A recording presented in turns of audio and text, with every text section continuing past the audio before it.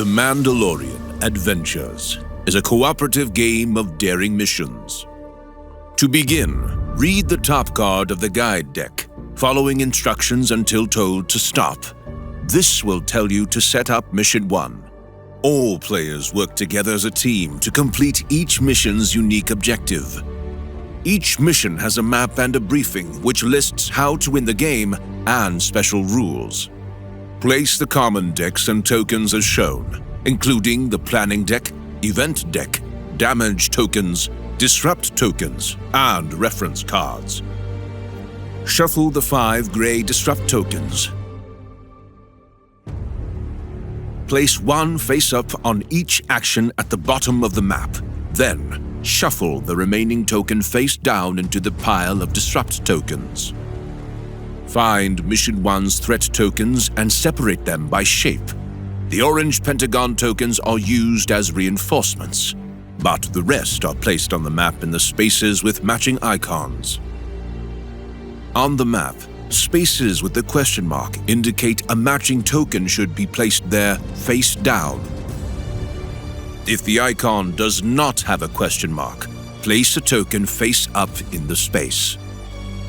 Each player selects a character from the mission brief, placing their character card on its novice side. If playing with more players than listed here, use sandbox mode to add any characters of your choice. Solo rules can be found on page 13 of the rulebook. Place your character card and skill deck in front of you and your standee on the start space. Each player draws 4 skill cards. Then, they collectively decide who will take the first turn. On your turn, you must perform 2 actions, one at a time. To perform your first action, select a card from your hand and play it to any action slot. The card's strength number tells you how powerful the action is. For example, playing a 4 on the move action lets your character move up to 4 spaces.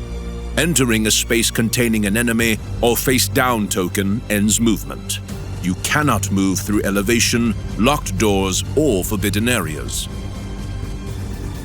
Likewise, playing a 2 on the attack action lets you deal 2 damage to an enemy in your space or adjacent to you.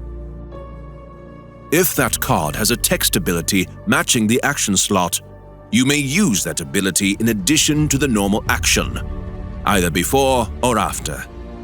If it doesn't match the slot, do not resolve the card's ability, but still perform the action as normal. If an enemy has damage equal to its health, remove it from the map. After you perform your second action, begin your event step. Do this by checking the total value of each action slot. For each slot with a value of 6 or more, resolve the mission's crisis, followed by an event card. Each event card instructs you to activate enemies or other game effects.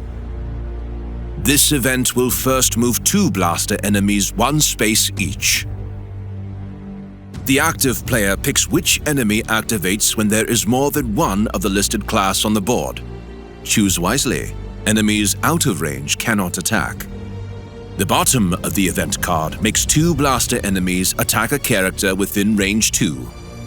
When enemies attack, the current player must choose an enemy within the listed range of any character, breaking ties if necessary. Enemy attacks always deal 1 damage. If a character suffers damage equal to their health value, all players lose the game. After resolving an event card, discard all cards and tokens from the corresponding action slot. If an action slot has a value of exactly 5, resolve an event card only. You've avoided the crisis. Some event cards place reinforcements on the map.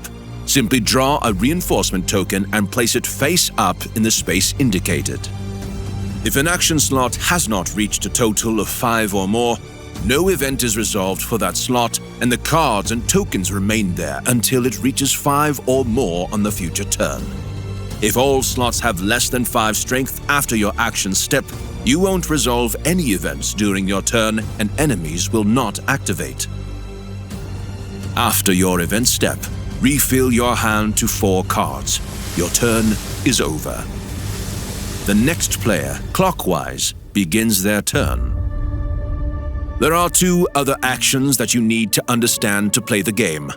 The Intel action allows you to secretly look at face-down threat tokens to determine whether they are enemies or beneficial features. Tokens do not interfere when counting range. For example, if you play a 4 on Intel, you can look at a token up to 4 spaces away. Feature tokens found in Mission 1 include a med pack, which heals 1 damage, and the door controls, which you'll need to find to complete your mission. If you are in a feature token space during your action step, you can discard it to use it. This does not count as an action. If you don't wish to look at a face-down token, you can instead use the Intel action to move an enemy 1 space. This is a great way to avoid enemy abilities like Sentry. Enemy abilities appear as icons on some enemies, and their effects are summarized on your reference card. The final action is Plan. This allows you to draw cards from the planning deck equal to your skill card strength. Some skill cards have a boost icon. When you play it on an action matching its type, increase its strength by 1.